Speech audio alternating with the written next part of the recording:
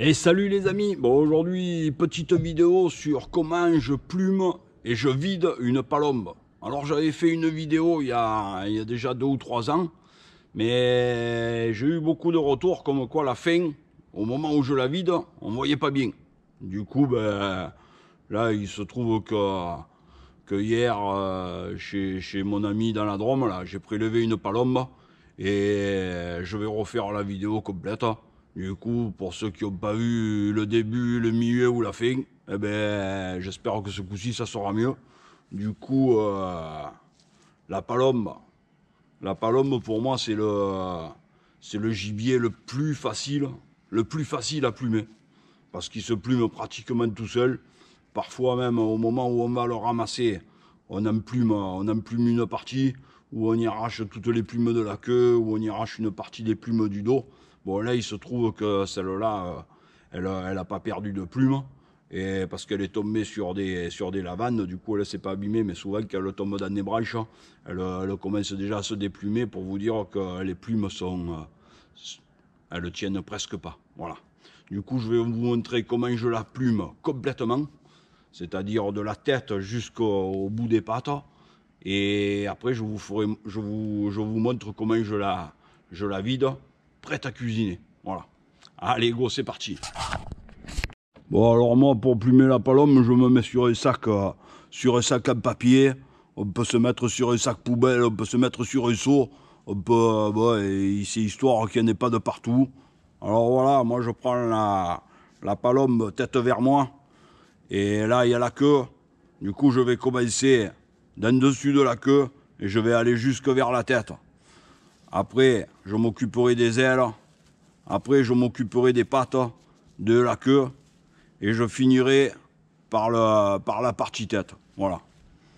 Après, c'est comme moi, j'ai l'habitude de faire.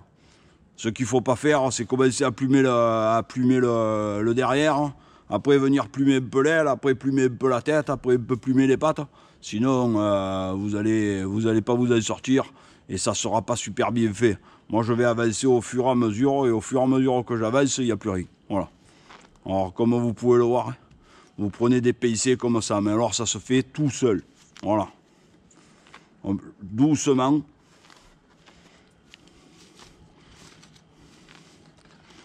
Ça, on pourrait presque faire ça à l'intérieur. Je veux dire, on n'en mettra pas de partout comme certains volatiles, type les canards où il y a beaucoup de duvet, il y a beaucoup de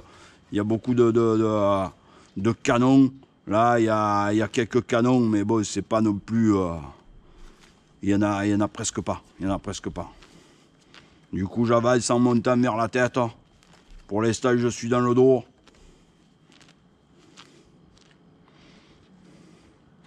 Quand je vois un petit canon comme ça, je l'enlève. Au moins, j'y reviens pas dessus. Je l'oublie pas.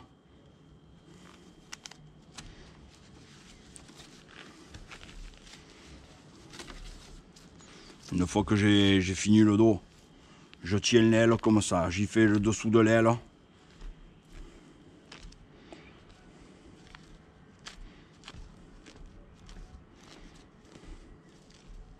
Alors les plumes, on peut où les prendre? En rebrousse poil, il n'y a pas des poils. En rebrousse plume, c'est-à-dire que on prend les plumes et on va vers le haut, ou alors on prend les plumes et on les tire vers le bas. Là pour la palombe et toutes les familles de pigeons et tout, on peut faire dans les deux sens, ça marche. Il y a des oiseaux que ça ne marchera pas, mais ce type d'oiseau, ça le fait.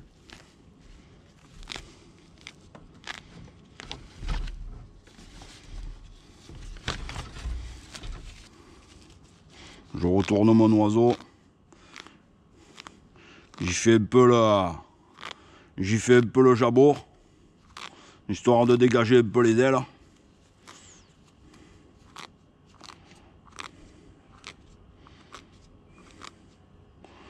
Là, on sent des boules. Je suis sûr que la palombe, elle est pleine de glands. Elle a dû manger des glands. C'est une palombe de montagne, ça. Les palombes des plaines, elles mangent les céréales, et celles des montagnes, elles mangent les glands.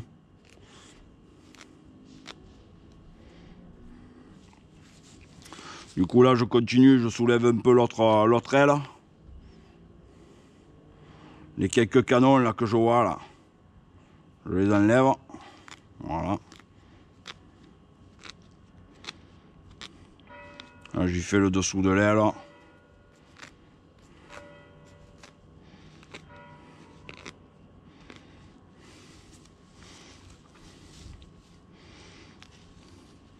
Là j'y fais un peu le début des pattes. Mais je ne m'attarde pas. Je vais continuer sur ma lancée en haut. Je fais le tour de l'aile.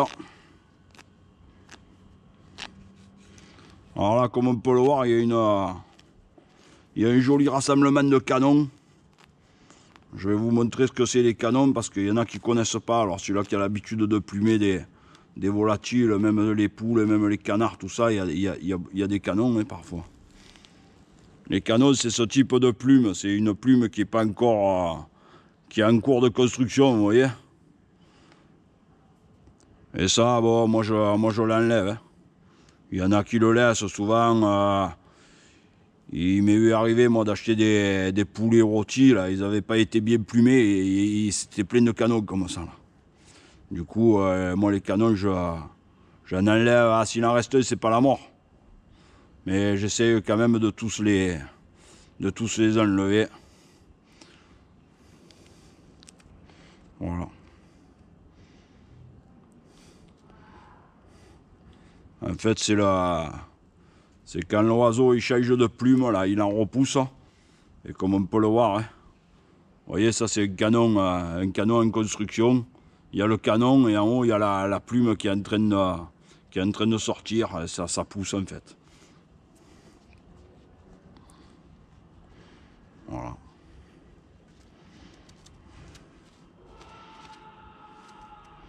Du coup, moi j'essaie d'en enlever le max.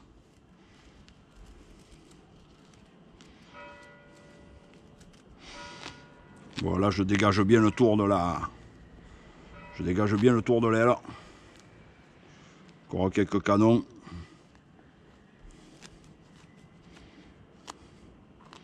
J'enlève un peu des plumes du cou là pour bien mordre l'aile. Bon, mon aile de ce côté est bien dégagée.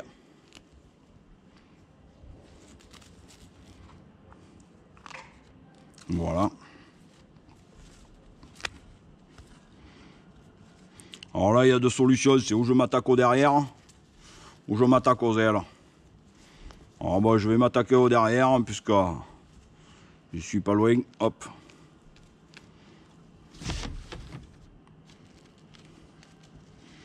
Alors le derrière, c'est pareil.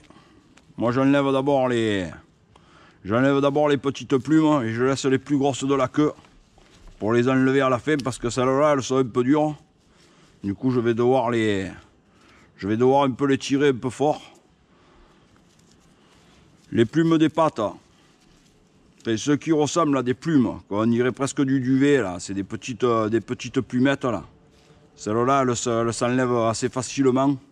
Il faut bien les pincer, vous voyez. Avec le pouce là, j'appuie un peu dessus et je pince en même temps, du coup elles viennent facilement.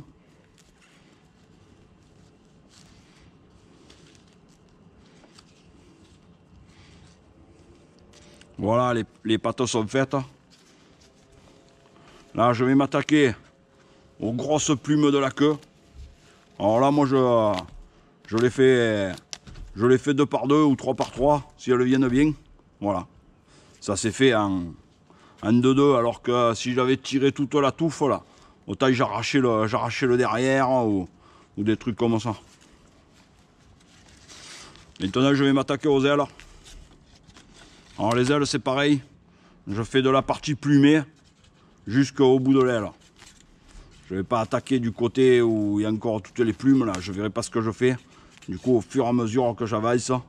Alors si vous voulez faire que le dessus et après faire le dessous, ou faire que le dessous après faire le dessus, moi je fais un peu le dessus et après je passe au dessous. Voilà. Comme vous pouvez le voir, c'est simple. Souvent on se dit ouais putain c'est la galère, on va plumer un oiseau, c'est dur. Après, si vous en avez une vingtaine, ouais, c'est moins rigolo, mais moi je préfère plumer 20 palombes que 3 faisans, quoi. Parce que le faisan, lui, c'est pas... Alors moi, il y a la première jonction, là où ça fait une partie de l'aile, quoi. Et à la deuxième, là, moi je coupe toute cette partie là, il y a presque rien à manger. Et pour moi, ça sert à rien de s'embêter. Voilà. Là je coupe. Là il y a un peu de viande, comme on peut voir là, cette partie là. Tout ça on peut le rousiguer là, il y a toujours un peu de viande. Mais le dernier morceau là-haut, si vous voulez le laisser, laissez-le. Mais bon, moi je l'enlève parce que bon, c'est... Si vous avez qu'un oiseau, à la limite, laissez-le. Mais si vous avez plusieurs oiseaux, ça vous fait perdre du temps pour vraiment pas grand-chose. Après, c'est mon avis perso. Moi, si vous êtes habitué à... Si vous êtes habitué à plumer les oiseaux jusqu'au bout de l'aile, faites comme vous avez l'habitude. Bon, moi je vous fais voir comment je fais. Voilà.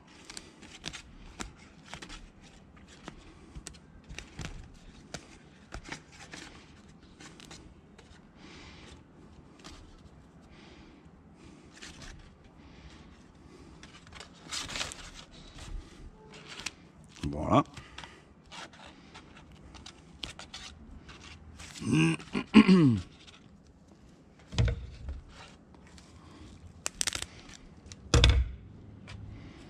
Voilà. Une fois que j'ai... Excusez-moi. Une fois que j'ai tout... Une fois que j'ai plumé les pattes et les ailes, je vais m'attaquer à la tête. Alors la tête, il y a deux solutions. C'est où on la plume, ou on le dépece. Bon là, aujourd'hui, je vais vous faire voir comment on la plume. Mais si vous avez beaucoup d'oiseaux, moi je vous conseille de les dépecer. Le dépecer, c'est-à-dire qu'on arrache toute la peau et il n'y a plus que le crâne, il n'y a plus de peau au niveau de la tête. Ça vous évite de plumer tout le tour des yeux, tout ça. Je vais vous faire voir juste la fin. Là. Voilà.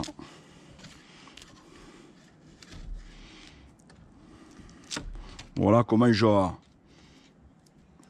je dépece moi la tête. Alors bon, c'est un peu, ouais, c'est un peu cru hein, comme technique. Hein. Mais par contre, si vous avez une vingtaine de palombes, à ce niveau-là, vous allez gagner pas mal de temps. Voilà.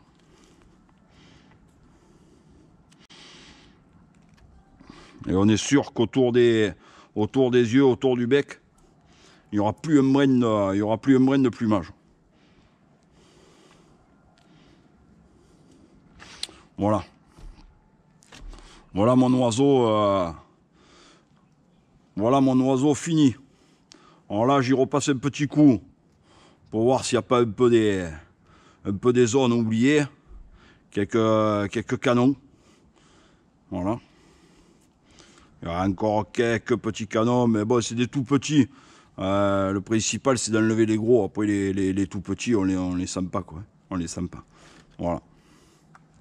Alors, à ce niveau-là, maintenant, je vais la passer sur le feu. Enfin, sur le petit réchaud. Pour y brûler. Je sais pas si vous le voyez, là. Toutes petites plumes, là, qu'on dirait presque du poil. Voilà. Rigolo de dire ça sur un oiseau, il n'y a pas de poil, mais c'est pas du duvet, c'est de la toute petite plumette là. Du coup, je vais le mettre, je vais le faire passer sur mon réchaud. Pour ça que je garde les pattes jusqu'au bout, pour pouvoir faire bien évoluer mon oiseau et pas me brûler les doigts, quoi. Voilà, j'espère que vous voyez bien. Ah bon, ça sert à rien d'y rester 3 heures dessus. Il faut pas que l'oiseau il commence à cuire maintenant. On y passe un peu là, bien comme il faut, dessus, dessous, sous les ailes.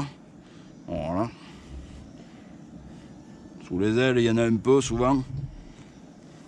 Sur le ventre, sur le dos. Un peu sur le derrière là. Et voilà. Voilà, mon oiseau est prêt. Mon oiseau est prêt. Maintenant, je vais m'attaquer au vidage de mon oiseau. Je vais enlever ce qu'on appelle les tripes. Voilà. Alors là, c'est souvent, c'est pas le meilleur moment. Il y en a souvent qui disent ah quoi les tripes, machin, tout ça, j'aime pas. Mais ouais, ben c'est un peu ça dure pas longtemps. Et après, ben, quand on mange l'oiseau et tout, ben, on est content quand même. Alors bon, moi je commence par y couper les pattes. Les pattes. Il y a la jonction là. Moi je coupe toujours après la jonction. Voilà. Presque à ras de l'os. Voilà. Voilà. Parce que si je coupe avant, je peux casser un peu de l'os de la patte là. Et quand je vais manger la viande là, autant ces petits morceaux d'os, je vais les manger aussi. Et c'est pas bon. Voilà. Du coup, je vais m'attaquer d'abord au jabot, au gavaille. Là où l'oiseau il met sa nourriture quand il se nourrit. Alors là, je pense qu'il est plein de glands, celui-là. C'est un oiseau qui vient de la montagne de la Drôme. Vous voyez? Vous voyez tout ce qu'il avait mangé? Voilà.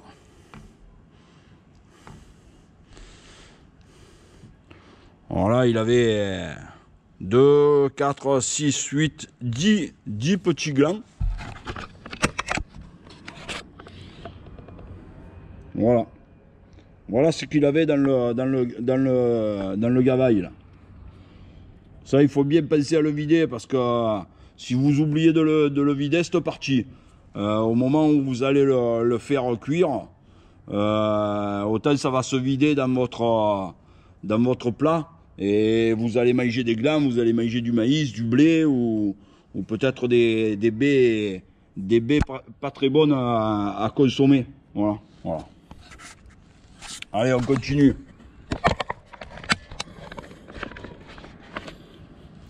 Du coup, je vais essayer de me mettre un peu plus en hauteur. Ou je vais essayer de baisser la caméra. Allez, on revient dans 30 secondes.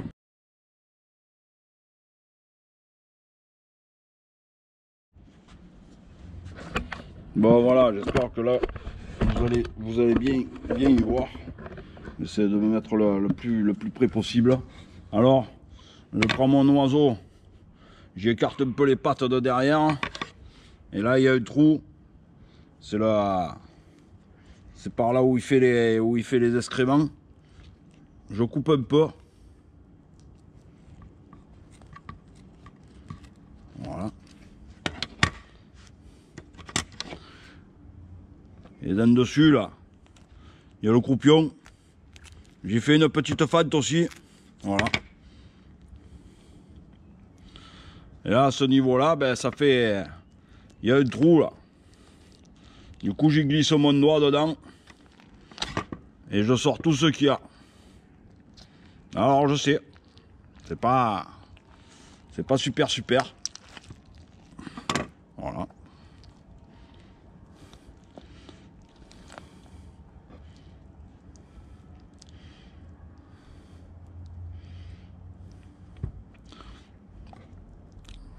Voilà. Là, mon oiseau est vide. Mon oiseau est vide. Alors, il y en a qui vont le réussir. Moi, quand dedans c'est sec, il n'y a pas eu d'éclatement, ou il n'a pas été abîmé. Moi, je le rince pas. Au moins, on le rince. Au moins, il y a de bactéries. S'il était sain, hein, attention. Voilà. Du coup, ça, je le laisse. Le cœur, je le récupère. Le foie aussi. Voilà.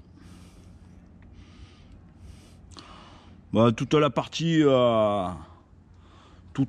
tripe là, je la laisse. Et ça, c'est le gésier.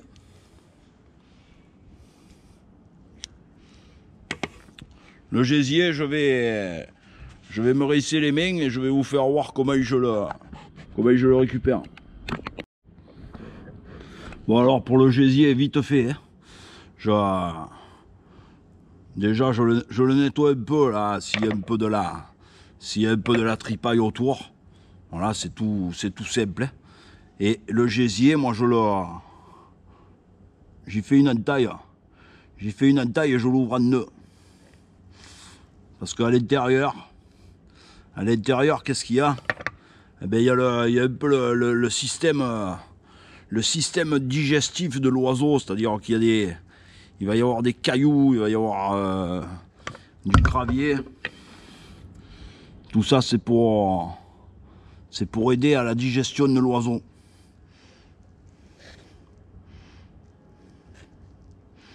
Voilà. Ensuite, je l'ouvre. Et comme vous pouvez le voir, il y a j'essaie de ne pas aller jusqu'au fond, parce qu'il y a une peau qui enveloppe tous ces cailloux et tout l'appareil digestif de la palombe. Là. Et voilà.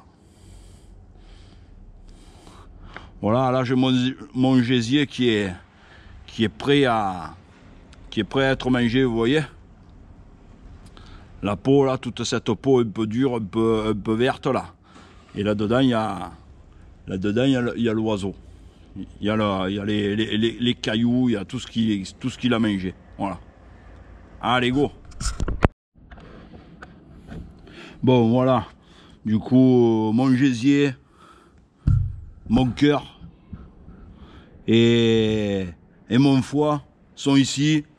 Alors ça, c'est facultatif. Vous n'êtes pas obligé de le récupérer. Ça donne du goût à l'oiseau quand il va cuire. Moi, je vous montre pour la récupération, si vous voulez le récupérer. C'est que du bon, ça, hein, c'est que du bon. Si vous voulez pas le récupérer, vous enlevez tout et vous balancez tout. Voilà. C'est un peu comme vous voulez. Voilà. C'est vrai que d'aller farfouiller dans le gésier, récupérer le cœur, récupérer le foie, c'est pas super. Mais si on veut vraiment se régaler jusqu'au bout, il faut les récupérer, les abats des oiseaux. Voilà. Du coup, la dernière chose que je vais faire, et qui n'est pas le meilleur, c'est d'y enlever les yeux. Voilà. Du coup, je passe sous l'œil de l'oiseau.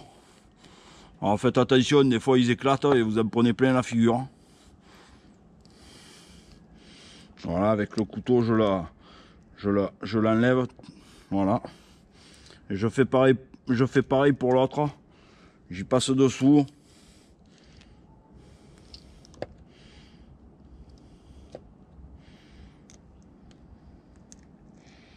Voilà, c'est relativement simple, hein. Voilà. À ce moment-là, mon oiseau est terminé.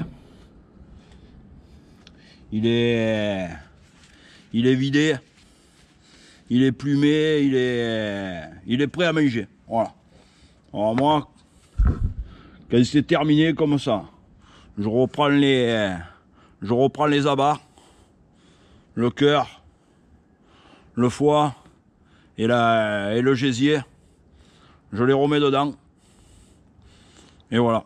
Au moins, là, si je le mange, ça cuira dedans. Si je le congèle, c'est dedans, c'est pas à part.